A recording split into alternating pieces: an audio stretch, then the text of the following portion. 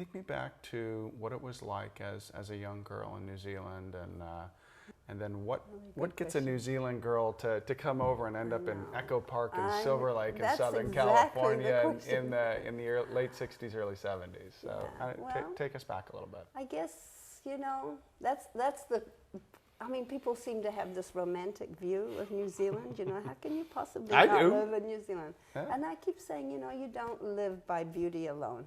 Right. So I came from a family. I came from a very esteemed, intellectual family. Wow. When you grow up in such a family, there's sort of a script that's written for you. Were there expectations of you as a little kid, like you're supposed to live up to the Beaglehole name? Yeah, and which Beaglehole are you was the question, which Beaglehole? Well, sort of, I was the first Beaglehole to fail a university unit.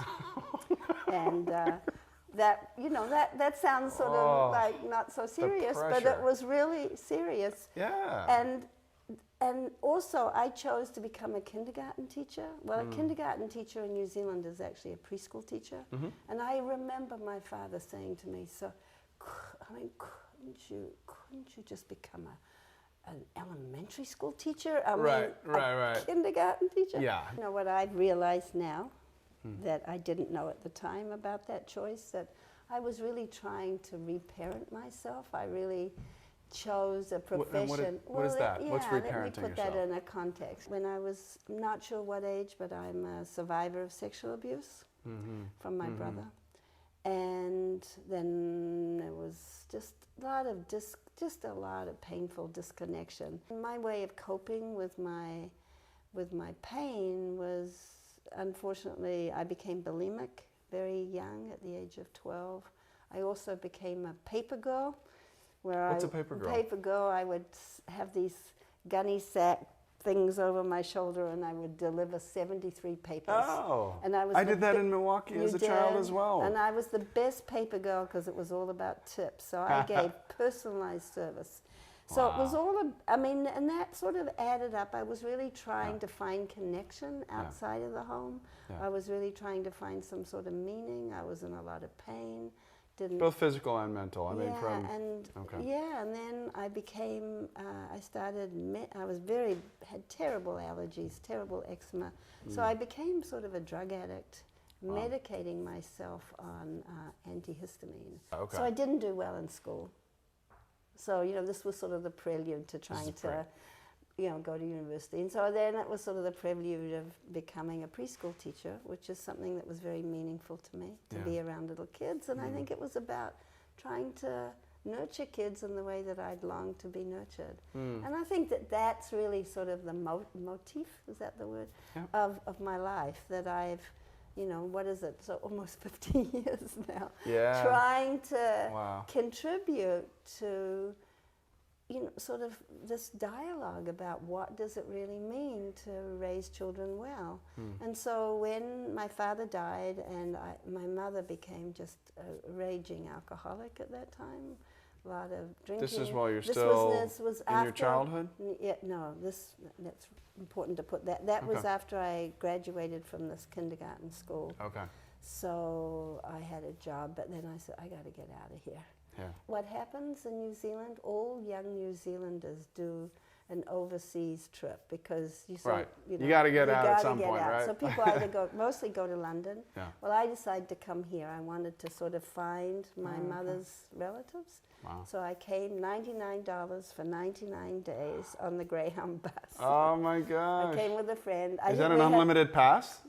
Yeah, so we literally I went all over the United States, slept on the Greyhound buses. That was the Eurail pass before the Eurail pass. Exactly. It was an amazing time. I think we stretched it to like 104 days. Right, yeah. And ended up... You fudged the dates on your ticket or something? I just remember we had like 2 skirts and we were bumming it. I did connect with an aunt in Chicago and decided to stay there. And the interesting part of that, I decided to get a job there.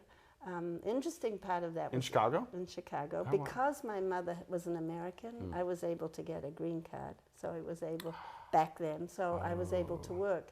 Ended up getting a job in a Catholic settlement house, the Paul Settlement House. And it was a convent that had a daycare for the kids, poor kids in the neighborhood. I mean, I was off the boat. You have to remember. I was like, still oh wet my behind God. the ears. Yeah, and had grown up in a very, not a religious home. I don't consider it was an atheist home. It was an anti-religious home. Oh, okay. So here was So deliberately anti-religious. Yes, so my parents were. So what did you think of this sort of tomfoolery of a well, religious here institution? I was in this, and I got to know these nuns, and I used to hang with these nuns. Did you get into it with them? Did you what is this stuff you're teaching? Or learn about them and learn, especially a couple of them, what had taken them there, and their journeys weren't very different than mine. And that's where I found out, very interestingly, that I was Jewish. So then, of course, my aunt says, well, you're Jewish, you only can date Jewish boys. And I said, well, I'm not Jewish. Right. Like, got to find yourself a never good told Jewish me boy. I was Jewish. And so, I was so like, oh. So there was lots So you've gone from nothing to Catholicism to having to find yourself a good Jewish boy. And this sheltered little New Zealand girl, I was like, what else is... So anyway... Everything's changing quickly. I ended up... Actually, I had an accident at that place. I broke my vertebra in my back, so I had to go back to New Zealand. Went back. So fortunately, I'd met a young man on the beach in Tahiti. I just created this fantasy with this dude. There was nothing happening, but it was a way to get out. Right. So I came back here, a week in his presence. There was nothing. I got a... Not going to be leaving a toothbrush at his place anytime soon. Nothing. And got an apartment in Manhattan Beach, a room, and then actually got a job through the Yellow Pages. I ended up calling the center, what was it called back there? Center for Early Education in Beverly Hills. And I got a job. They liked, people liked my accent, sort of, and then I went and met them. Yeah. I thought, the kids will listen. People will listen. Other people's accent, maybe not so much. Right. So I got a job there, and I worked there for a couple of years. Fortunately, there's lots of pieces that ended up taking care of some doctor actors' children in Beverly Hills driving his Jaguar. Again, you have to remember that I'm off the boat. I am not. These are heady times. These were like, what was happening to me? What am I doing? Yeah, and then, fortunately, I met the woman there who told me about Vendome Street in Silver Lake Echo Park, which there was an apartment for rent. And this is my transition into sort of worldliness, because I ended up getting an apartment in this sort of complex where a lot of the Berkeley free speech radicals were living. Oh, great, because they had been exiled from Berkeley. They had to leave and find somewhere, so they landed here on Vendome Street. So there they were in this complex, and there, sitting in that little square place, comes by this long-haired beatnik with his pants down around his butt and his Converse All-Stars shoes, and his name was Art Goldberg, and we started talking, and he never left. And so he was one of the ones, along with Mario Savio, who had sort of been on top of the police car, and he was writing his biography. It was called what was it called? The Life of a Commie Jew Beatnik or something like that. And he was meant. Nice. And so we hooked up. Great and title. I was going to work. He was sleeping in the mornings, but I would go to work in Beverly Hills. They threw out a lot of equipment, preschool equipment. I brought it home. I was hooked with. I was like, am I really going to hook with this guy? So you're from the Center for Early Education. They threw out You're getting your hands on some throwaway equipment from them, but you're bringing it back to these guys. To Vendome Street. Wow. Store it. Yeah. I go away for the summer to decide if I was going to come back and be with this guy. Came back. At that time, all these radicals there had started a food conspiracy in the community where families were getting together to buy food once a week, sell it back to themselves. You have to remember, this is at the end of the Vietnam War. Yeah. This is the beginning of the women's movement. Yeah. So they would get together, sell the food back. There would be a soapbox. Somebody would anybody could stand on the soapbox and do a political rant. At the same time, they're buying fruits and vegetables. I come back from my overseas trip. We hear you have all the staff. We have school. Let's start a school. We have children. Let's start a preschool. Oh, okay, let's start a preschool. There was a little pocket park in the middle of the street. We start carrying down this equipment 3 afternoons a week. We start a preschool in the park. This friend and I, who was an ex-nun, and I connect. And we start walking around the neighborhood. Whenever we saw clothes on clotheslines, we'd knock on the door. You have children, come. Wow. So that was the beginning of this this place I started called Playgroup, Silver Lake People's Playgroup. Right. A couple of months later, it gets cold. We have no money. We have nowhere to go. The landlady says, you could have the garage. It's full of bottles. Get rid of the bottles, and you can use that money for your first month's rent. Wow. We rent 2 double garages. Now, this didn't go over well with the city at first, right? No. That you were teaching out of garages. 2 double garages. We started a daycare center. I left that job. We became a daycare center. I had I was having a baby at that time. It was unbelievable. Chandeliers, chandeliers, lofts. I mean, it was the most gorgeous environment right across the road from this little pocket park. Huey Newton came to visit on a Saturday morning from the Black Panthers because the Black Panthers were very interested in doing social services in Oakland, heard about the garage, thought it was a great idea for daycare.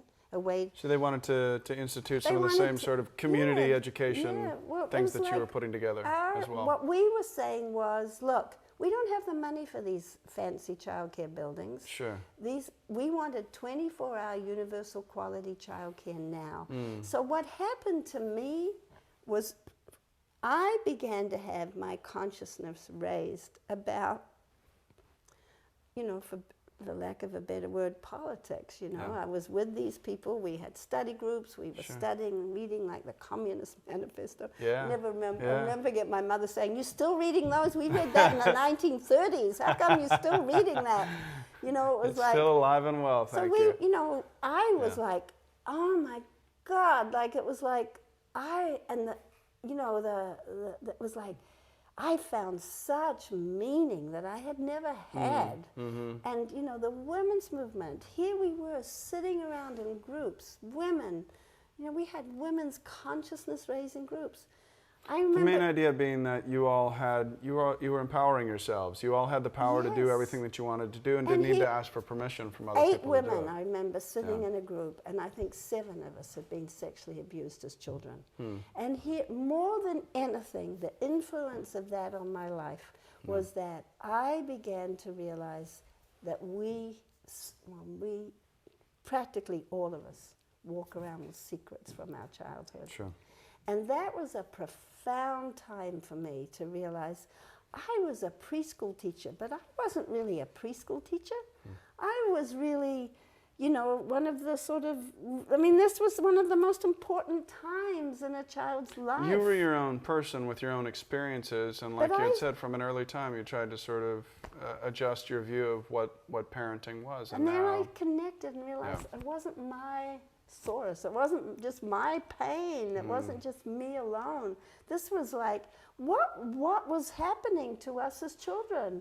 I wasn't the only person with eating struggles. I wasn't the only person I'd been sexually abused.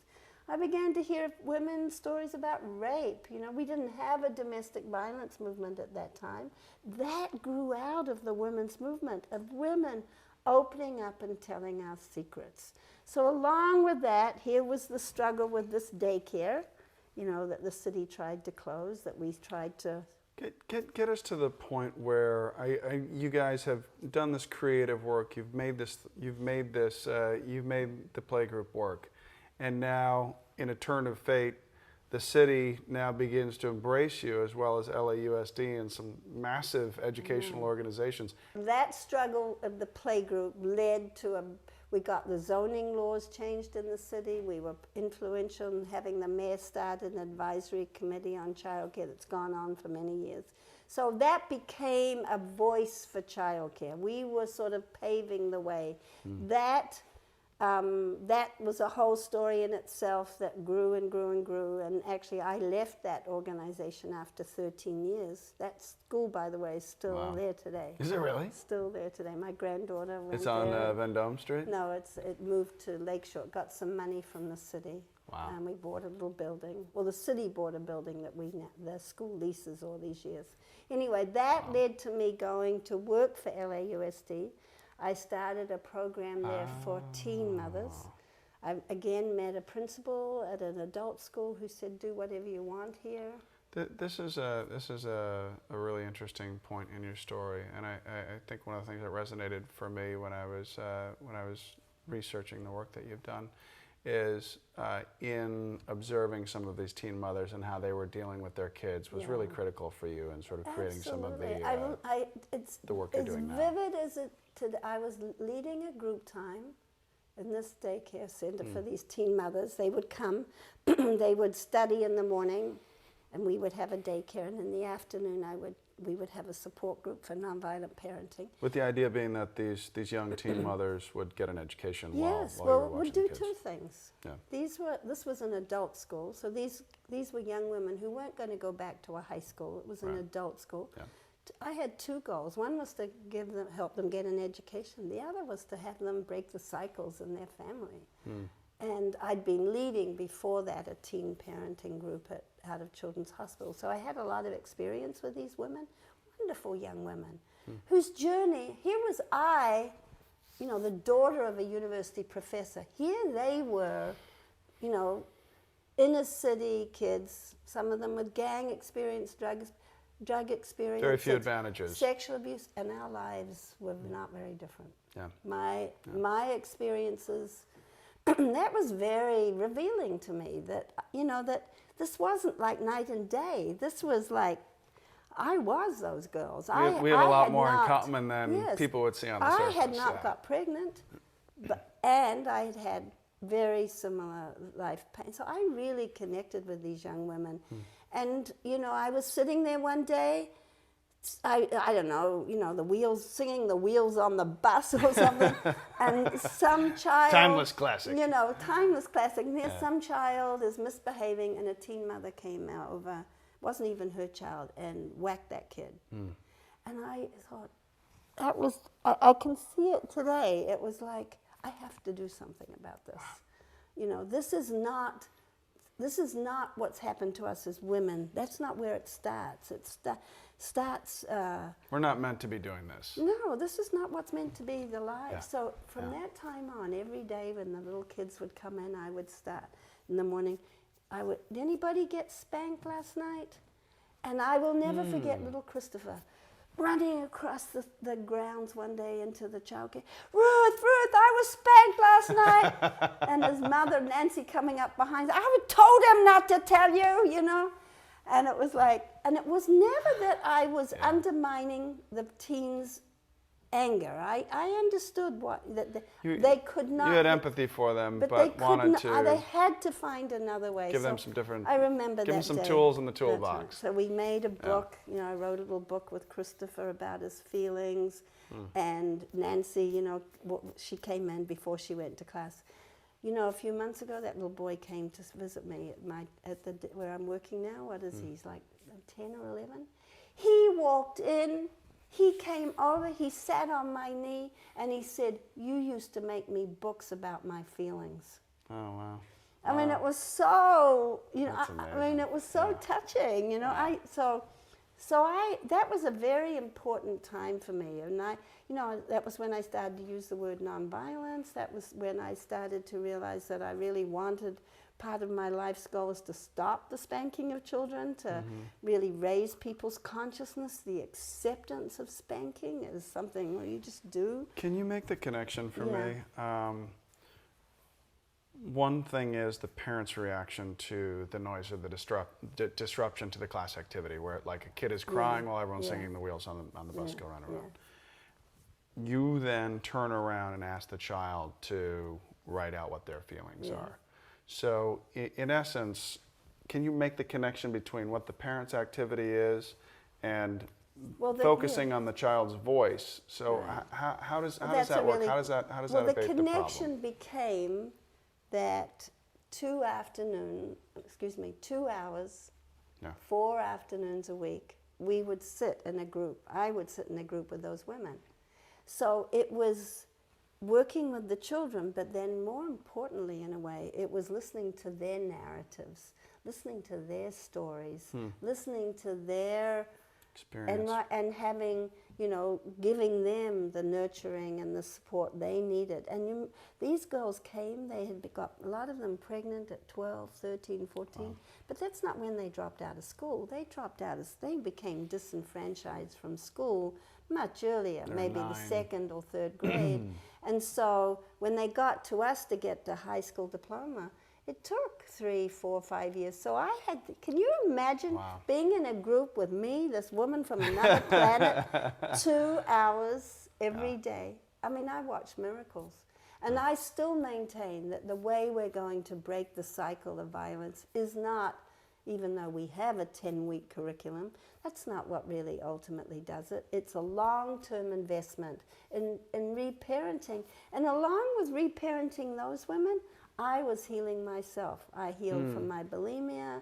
I was able to really find this deep sense of purpose in life, which is also very healing in a way. Yeah. And so I worked with those for, I think it was about 17 years. I worked with the teen mothers.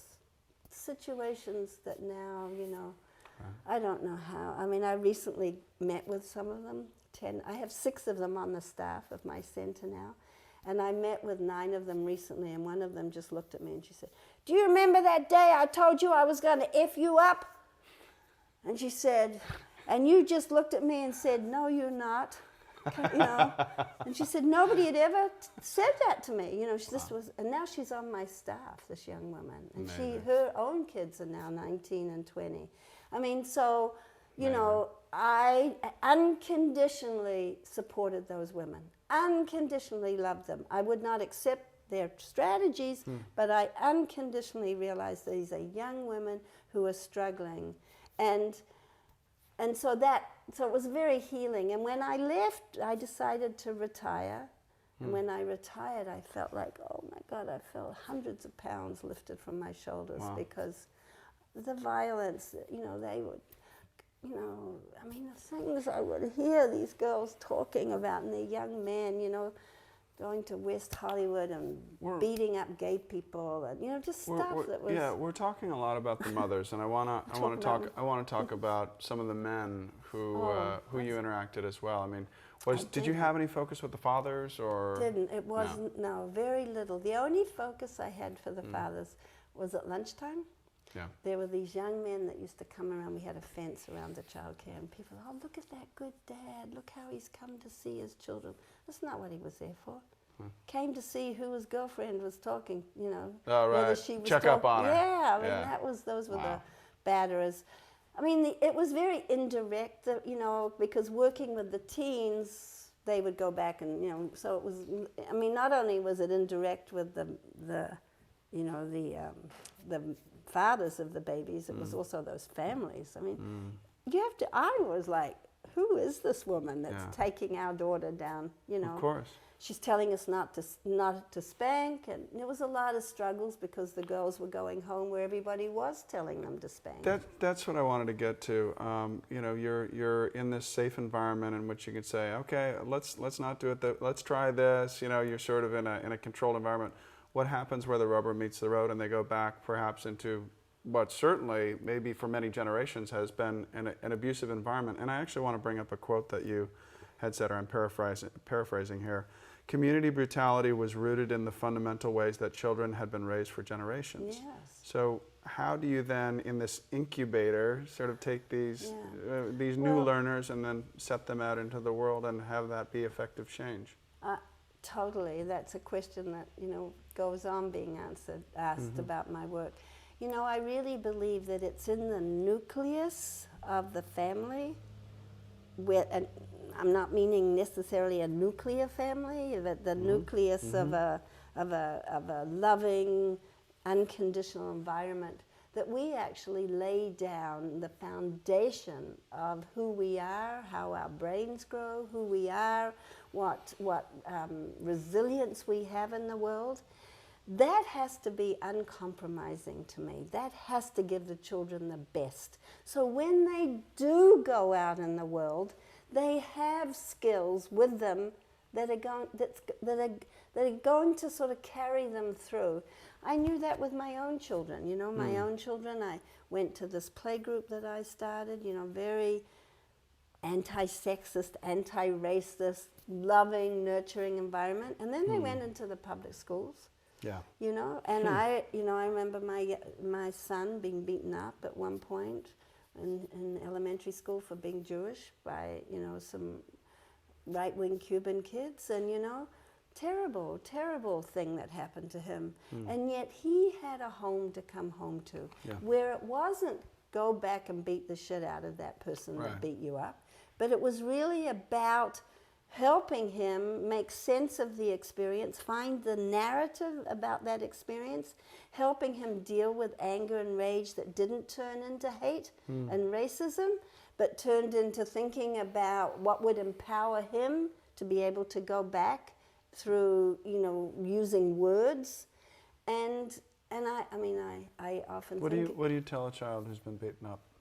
How to handle the situation? Well, you have to talk about how scary that was, how absolutely frightening that was, how it felt to have not to have power in that situation, and at the same time we have to. I believe, and this is what I so strongly believe, we've got to find the empathy for that other kid.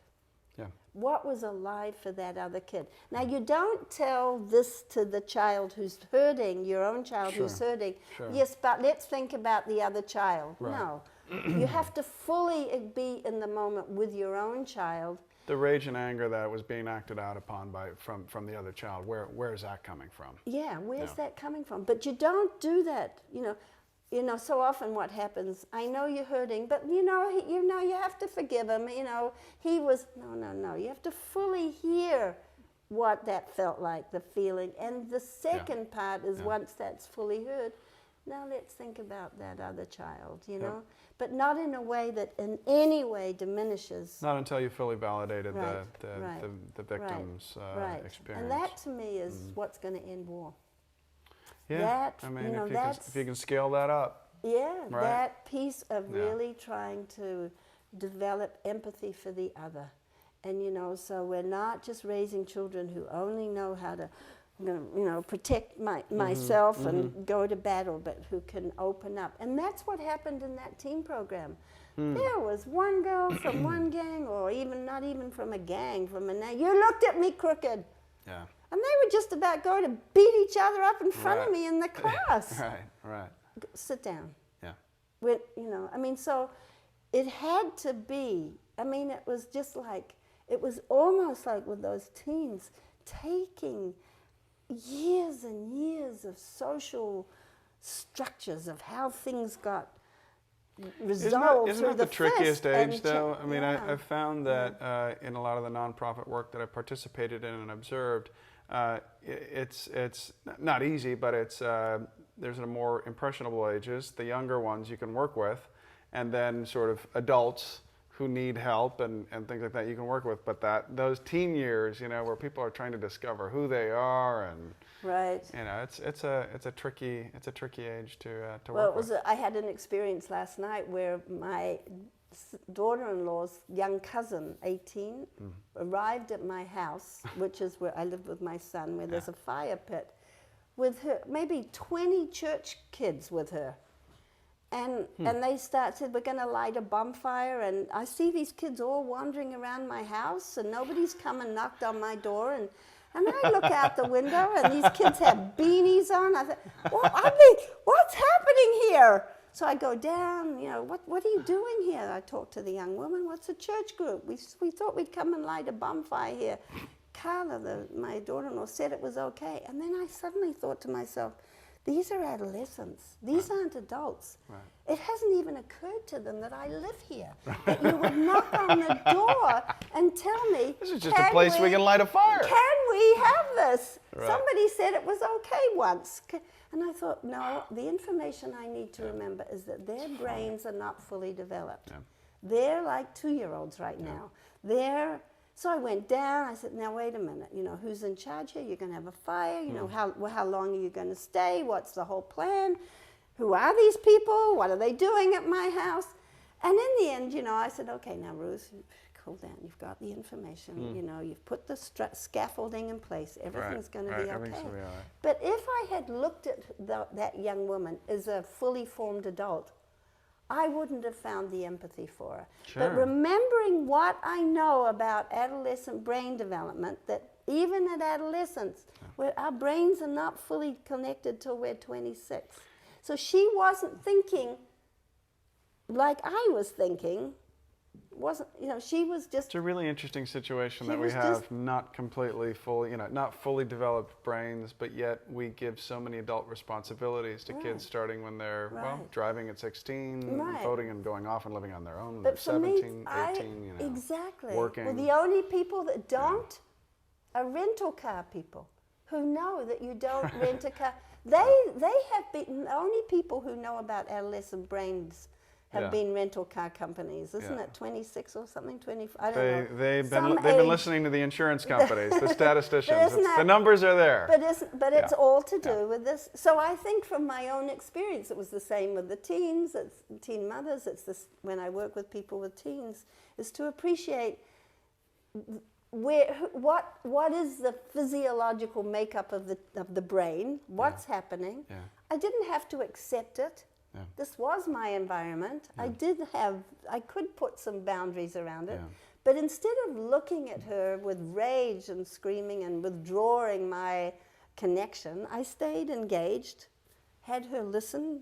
But do you know I live here? Could you? Knocked on the door. So I think, you know, that's where I come to my work now, which is this. Should I talk about the center? Yeah, I'm actually very interested in the center, and actually one of the areas that was fascinating to me, and one of the reasons that I've been able to discover the work that you're doing is through our good friend Karen Scott, who is just a huge fan of what you're doing, but has also she did something, and I'll fully fess up on camera here, that I didn't think she could do. Which was to get the teachers at our school together to actually listen to it was an amazing what you had to say. And Karen Scott said, you know, she's one of our very active parents at the school, and I'm one of the active parents, and she said, well, do you think that we can get all the teachers together and they can learn about nonviolent education and parenting? And I was like, Karen, you're crazy.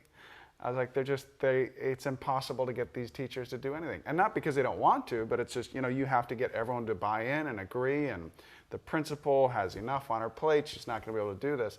And so I was really amazed that was able to happen, and I know it had a big impact, and so I'll let you sort of take it from there in regards to the work you're doing, but I thought that was pretty phenomenal. Well, I think my comment to you is that when we can touch people's hearts, who does not want to live this way? Yeah. You know, that's sort of where I come from. It's like, oh my gosh, yes, we have layers and layers and layers and layers of defensiveness and pain and, you know, ways we've had to survive. And, you know, there's even a commandment that tells us that we can't really question your parents. You know, it's like, you know, that we just sort of everywhere. It's like you honor their mother and father. Yeah, honor you. You know, they love. You know, and so, but when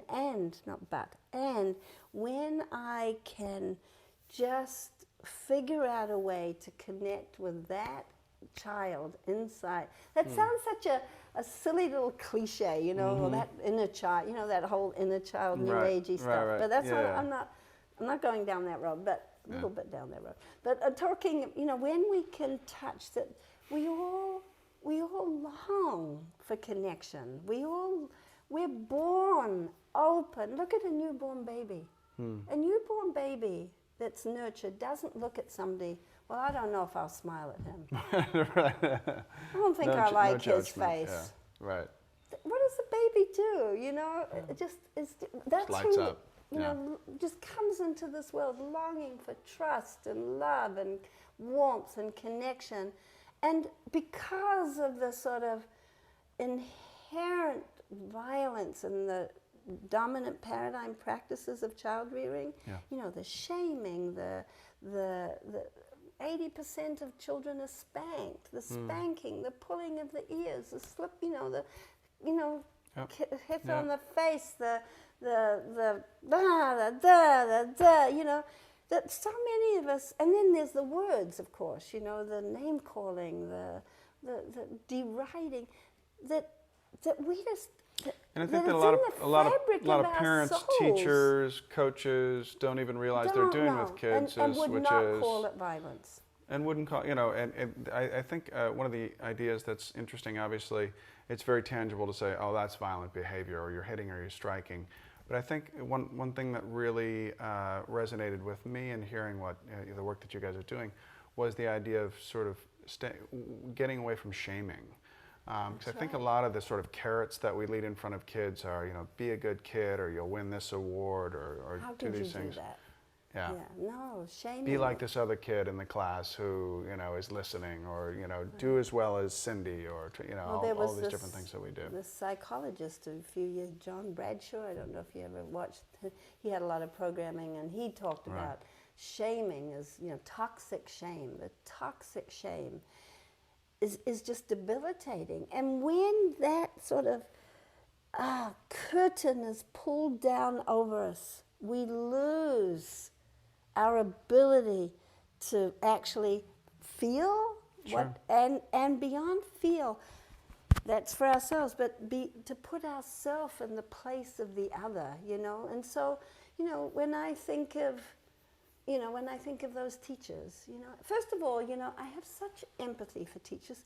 Right. This institution of a school is a crazy invention. If I sent home with you today 23 kindergartners and say, now you teach them, you have them in your house, you just take care of them for the next 24 hours. Right, yeah. I mean, it would... I'd go nuts. Yeah, I mean, I'd tear my hair out. And then we have this thing called testing, where these teachers have to produce these results. So I have great empathy. I mean, the fact that they can actually even sort of control the group and not have total mayhem, much less sort of teach them and get them up to the next level for testing. We have laws that, you know, for preschool, the ratio, I think, is like 1 to 14 or something. But suddenly when they're 5, you don't have that ratio. You have one teacher for, you know, my grandchildren. 30, you know. And so it's not made to work. Yeah. So I look at a teacher not as whether she can succeed and fail, as a success and failure, and keeping her children behaving in the class, but unfortunately, you know, how she's trying to survive in a system that's not giving her the resources she needs. She needs 4 other adults in that classroom, or he needs 4 other adults. So teachers are forced into these systems of classroom management. I don't know if you know this. Oh, this is the person I want to. There are several people I want to meet in this world. Yeah. And one of them is who invented this red, you know, that red, orange, and... Oh, the card system. The card system, it's called public humiliation. Right. It's the modern version of the dunce cap. Yes, and so you get up and go, you know, you do something wrong. You have to walk up in front of that teacher and move that thing from one... It's just like, oh, God, I just want to wring those, you know, wring the neck, I was going to say, which is not good language. I should not use that language, because that's my contributing to violence in the world by using that language. Because language has to change too. But it's interesting that you say that too, though, because there are things out there that do make us angry.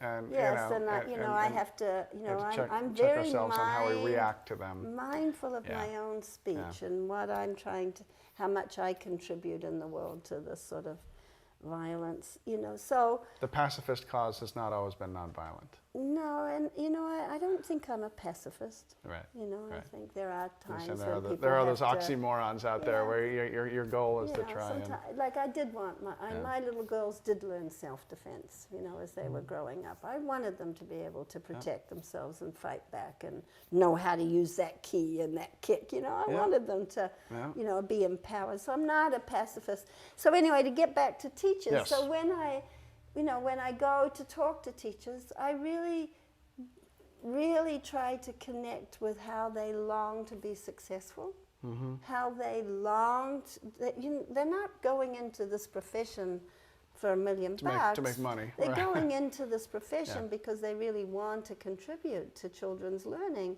and how much I value that, and then try to support them through empathy and understand and how hard it is, and then some concrete tools that maybe will help them be effective. And one of the concrete tools that I think is not used enough is having the classrooms become communities. That you know, each class, these kids spend a year in that classroom. This is a mini community. This is sort of a mini family. And how do we lay down at the beginning of the year the caring for each other, and that, you know, the caring of one is the caring of all, and our friend is having trouble over here doing something. How could who's going to go over and sit with that friend or help that friend, rather than what's happening is, you over there, that's called cheating, that's called, you know, it's like, rather than using systems like the red, yellow card system and those kind of things, tokens, when you need to sort of have some sense of order in your classroom in order for there to be learning done by all, what tools do you give to, because the reality is that there is that one teacher there, especially in the upper grades with 30, sometimes 30 plus kids. How do they go through sort of a more nurturing process like you're talking about? You know, that's complex because there's also all the academic work, you know, and I mentioned the testing that has to be done. But you know, there are schools and there are curriculums written, social emotional curriculums that have been, and like the Hudson School District back east uses a social emotional curriculum, and they've been able to raise their test scores by 15 points.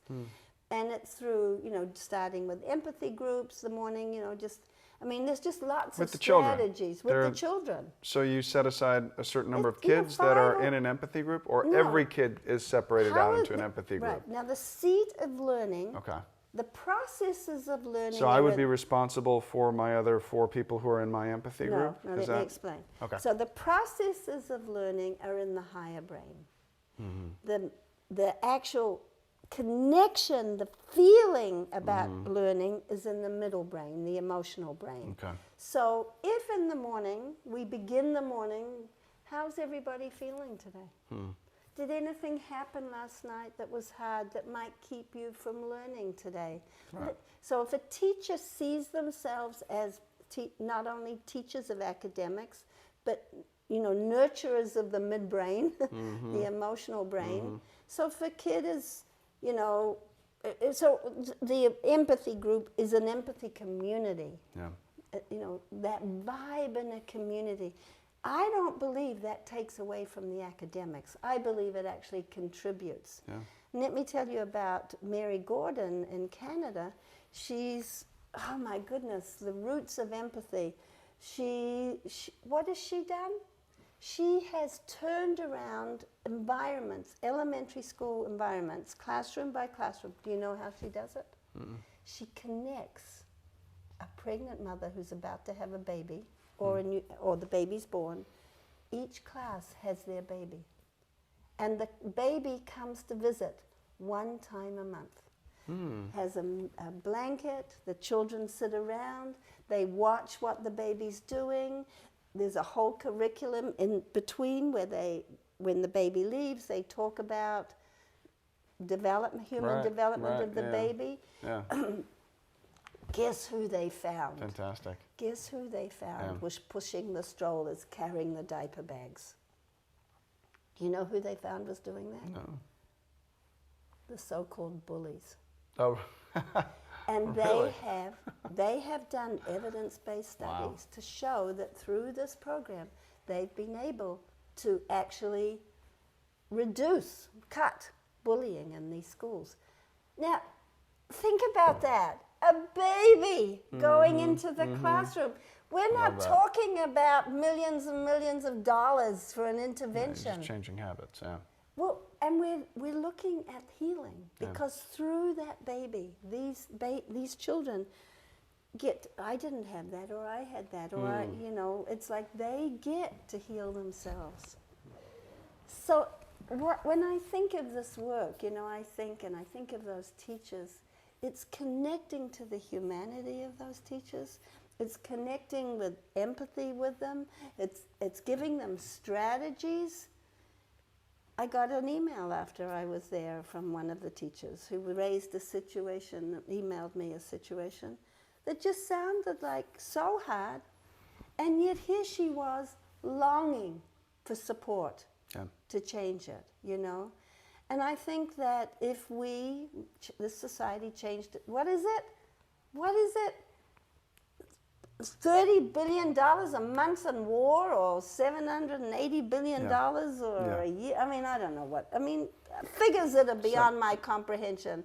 And we can't afford... bottom line is it's beyond comprehension. We can't afford to bring in empathetic resources into these schools to help these situations. Okay, so you have this organization, and I'd love to hear a little bit about sort of the infrastructure of it. How you are doing your work and getting it out to families and to kids. And then also would love to hear about, I know you don't want to commit to saying that you're going to do it, but your new ideas for writing a book. And this would be your first one that you've written since you wrote Mama Listen, Raising a Child Without Violence. I did write a curriculum since then. Yes, so when I retired from LAUSD in 2000, I went to Guatemala. I was determined to get my Spanish much better, so I went to a language school in Guatemala for 6 weeks. Wow, cool. Came back, and well, actually just before I go, a friend of mine said, we were having some meeting in the church, and she said, Rose, look at that. The Boy Scouts are moving out of that little office in the basement of the church. We should rent it. It's only $250 a month or something.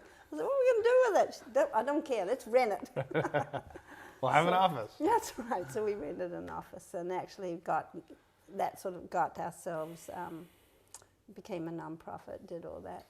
And then started with me and one young woman who was one of the teen mothers who started with me, and just, okay, I'm going to do this work. I'm going to start this nonprofit, and I am going to hold an uncompromising view of what children really need to grow up well.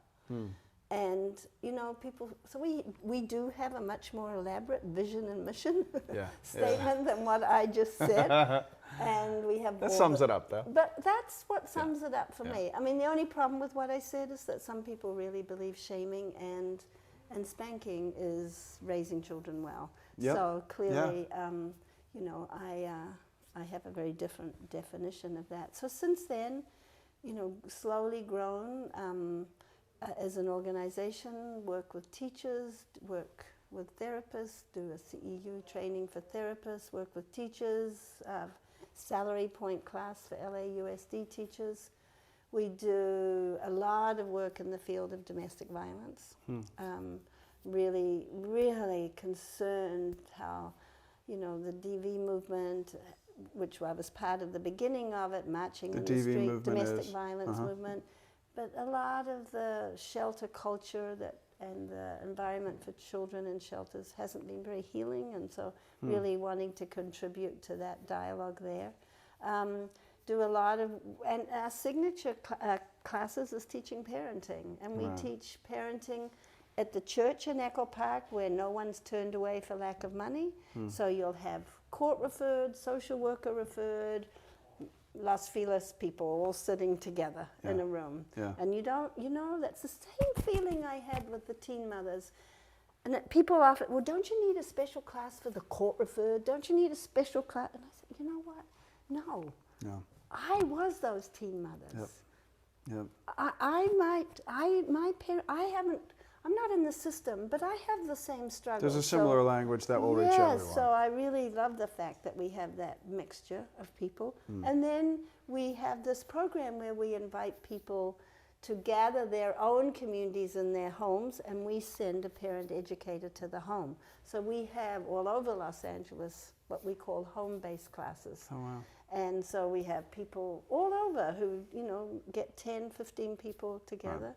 We do master classes. We're doing one on boys this week. We did one on girls. I did a series on anger. Anger is such a big issue for so many parents. So here we are. Can you talk about anger for just a second? I mean, I think it's such an important point to what you guys are working on. You pissing me off. Mm-hmm. And if you would just stop being, stop doing what you did, I wouldn't have to be angry anymore. Right. There's blame. It's all about blame. It's fault. It's about disconnection. It's about this. People say, I have a temper. There's nothing I can do about it. That's just the way I am. And anger is. We talk about an anger volcano. And out the top, the hot lava that comes out the top is the screaming, the yelling, the name-calling, the throwing, the punching, whatever happens. Sure. Also, by the way, walking away. A lot of people, when they're angry, walk away.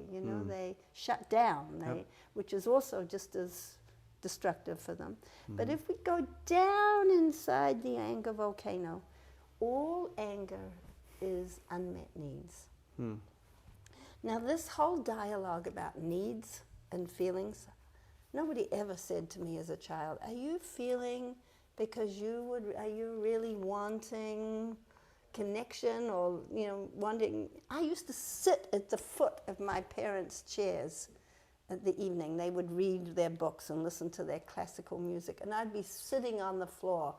This little, I can just sitting there waiting for them. Never had the language to say, excuse me, I'm here. Right. And then have any kind of acknowledgement. I'd get up and I'd walk out the back door in my slippers down the road to somebody's house, knock on their door, walk in, and would stand in the kitchen of those homes while this family life was going on. Yeah. And then I'd walk home, and they never knew I was gone. They didn't even know you had left. So, this whole thing about learning, and most important thing we need to come out of our childhoods with is our emotional intelligence. Anger is about getting in touch with what is alive for me. Anger is a compound word, meaning when we're angry, we're usually scared, we're hurt, we're disappointed, we're lonely, so... The secondary nature of anger is that it's rooted in these things. And when we do this workshop on anger, I actually ask people to imagine taking their brain and holding it. Because our brain is a use-dependent organ. Every experience we've had in our life is wired into that brain. Now, there's something called neuroplasticity, which tells us that we can actually rewire. We can actually put in new tracks. So if my life was one of seeing a lot of anger and rage directed at me, and me learning to respond with fear, that fear has actually is wired in. And that inability of me to connect with my own emotional life is the trauma that has been sort of put into the brain. So if I can have new experiences, going to a nonviolent parenting class, being part of a community, learning what my feelings and needs, I'm actually rewiring the brain to put in new pathways. I mean, and now, the last 10 or 15 years, the knowledge about the brain, we can't be talking this stuff about child development or how to raise children without talking about the brain. Anger is about rewiring our brain through emotional intelligence. That's why I say to people, it's never a question of disciplining kids. It's always a question of regulation, helping them calm down, regulate, so they can get in touch with what's alive in their heart, what they're I'm saying heart and I'm pointing to my gut, but it's really your heart, and it's also this gut communicates in our body so much of what we're feeling and needing. So it's learning whole new vocabularies. So at the center, we've got also some incredible, we've had a wonderful program for 3 years, which has been training unlicensed childcare providers. That's nannies. Really concerned about nannies and people that raise children. Spend a lot of time with kids. Spend a lot of time with kids. Where's their support? Right. Who's raising their level of oxytocin in their brain so they can actually nurture the children's brains well? Unfortunately, that funding's coming to an end. So that's another big piece of our work as we always get a challenge, grants. I'm sure, You know, they come to an end. We have to keep raising the money. But there's now, we do our work in Spanish and English. We now have the opportunity to do some work in Cantonese and Mandarin. Wow. There's like 23 people in and around the center now. We also have done something in the last 3 years that I'm very excited about, which is called a parent educator training program, where we're over 9 months, 1 weekend a month, 1 Wednesday a month, take people and train them to become teachers of this curriculum. Great. And the reason that's probably the most important thing that I do is this is not about Ruth. Yeah. This is not about me. Yeah. I happen to put this together, but I'm not, this is about, we can have a better world. We can end war. We can raise our children to be loving, connected, caring human beings. And that we need to train people. So we have therapists, we have social workers, we have parents who've trained, we have, you know, you mentioned your friend Karen Scott who trained, you know, interested in taking this work into the recovery community. You know, we're working, training people to work in the domestic violence. So hopefully, you know, our goal is how do we go no lack of need for the work. No.